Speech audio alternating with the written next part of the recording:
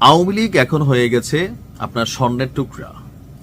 আগামী জাতীয় নির্বাচনের রেজাল্টকে ক্ষমতায় কে যাবে এই প্রশ্নটার সমাধান আওয়ামী লীগের যে ভোট ব্যাংক আছে সেটা।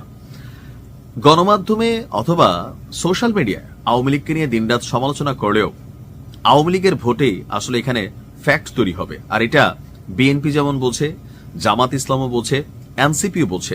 প্রত্যেক দলকে নিয়ে বা সোশ্যাল মিডিয়াতে আসা বিভিন্ন বক্তব্য স্পষ্ট প্রমাণিত যে সবাই আওয়ামী লীগের ভোটগুলো চায়। তবে আওয়ামী লীগকে দলেও ভিড়াতে চায়, কিন্তু সবকিছুতে প্রত্যেকটা দলের একটা এথিক্স ঠিক আছে।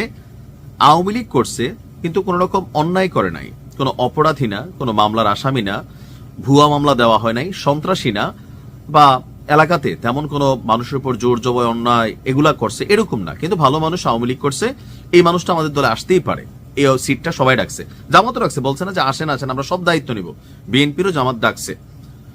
তো এই প্রথমবারের মতন প্রকাশ্যে আওয়ামী লীগের নেতাকর্মীদের পক্ষে খুব শক্ত একটা বয়ান দিয়েছেন আমার খুবই পছন্দের একজন মানুষ, বিএনপি চেয়ারপারসনের উপদেষ্টা এবং চাঁপাইনবাবগঞ্জ ৩ আসন থেকে বিএনপির মনোনীত প্রার্থী সাবেক এমপি হারুনুর রশিদ সাহেব, যিনি আওয়ামী লীগের সময় এমপি ছিলেন এমনকি সংসদে মোটামুটি অনেক কথা বলতেন, কোরআন সুন্নাহকেও কিছুটা রেফারেন্স করে তিনি বেশিরভাগ সময় কথা বলেন, রাজনীতির মাঠে ব্যাপক জনপ্রিয়।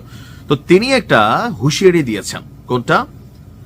মামলা ছাড়া আওয়ামী লীগের নেতাকর্মীদের গ্রেফতার করা হলে থানা ঘেরাও করব। কেন আসলে এই প্রেক্ষাপটটা আসলো?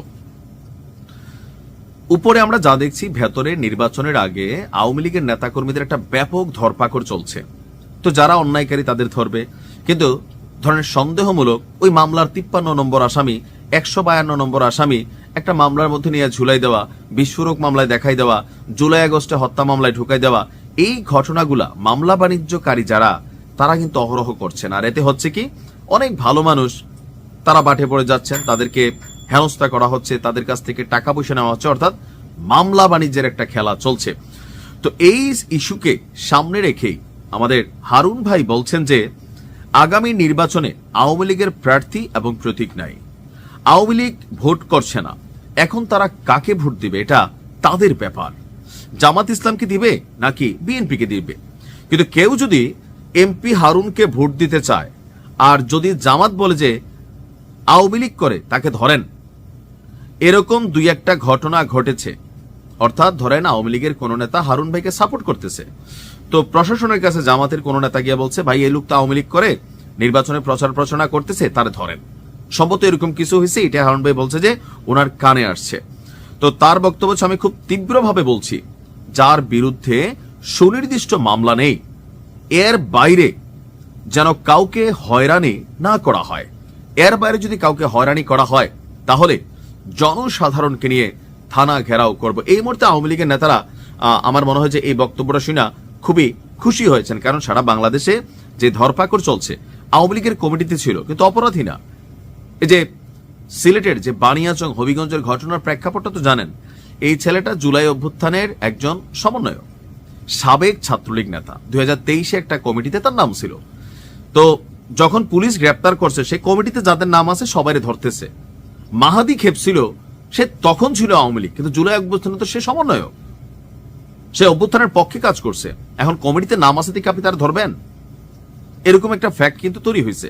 তো এই যে গ্রেপ্তার গুলা হচ্ছে, এগুলার কারণেই আমার মনে হয় যে হারুন ভাই যে এলাকায় নির্বাচন করছেন, তো নির্বাচনী প্রচার প্রচারণা আওয়ামী লীগের অনেক নেতাকর্মী তারা কানেক্ট হয়েছেন। তো সেই বিষয়টাকে সামনে রেখে হারুন ভাই বলছেন এই শহরে কিংবা এই দেশে আওয়ামী লীগের লোকজন বসবাস করছে, সবাই কি অপরাধ করেছে? আওয়ামী লীগের সময় আমরা বাড়িতে বসেছিলাম, তবুও আমাদের নামে নাশকতার মামলা হয়েছে। তাই এখন যারা নিরপরাধ, কোনো অপরাধের সঙ্গে জড়িত নয়, তাদের যদি মিথ্যা মামলা দিয়ে ধরে নিয়ে যাওয়া হয় তাহলে পার্থক্যটা কোথায়? আমি ভিডিওর প্রথমে বলছিলাম হারুন ভাইয়ের আমার আগে থেকে ভাল লাগে। কেন ভাল লাগে? ন্যায় ভিত্তিক যৌক্তিক কথা বলেন। আওয়ামী লীগের সময় বলছেন, আওয়ামী লীগের সময় তিনি সংসদে অনেক কথা বলতেন। তো থাকে না যে মানুষ আসলে রাজনীতিবিদদের কাছে কি চায়, কোন মানুষ এখন পলিটিক্যাল মানুষ যারা ধান্দায় ঘুরে, তুমি বিএনপির সময় এটা করছো, আমি আওয়ামী লীগের সময় এটা করছি, এই খবর আছে, এ আছে, সে আছে, এগুলো একটা ধান্দাবাজ গ্রুপ আছে। কিন্তু সাধারণ মানুষ চায় কি, এলাকার একটা ভালো মানুষ তারে যখন মামলা দিয়ে ফাঁসানো হয়, প্রতিবাদ করার জন্য হয়তো সাহস করে রাস্তায় নামে না, কিন্তু অন্তর থেকে ঘৃণা করে। এরপরে যখন ওই মানুষটারে বাটাম দেওয়া হয় তখন পরে সবাই এলাকাতে মিষ্টি বিতরণ করে। এটাই তো বাস্তবতা।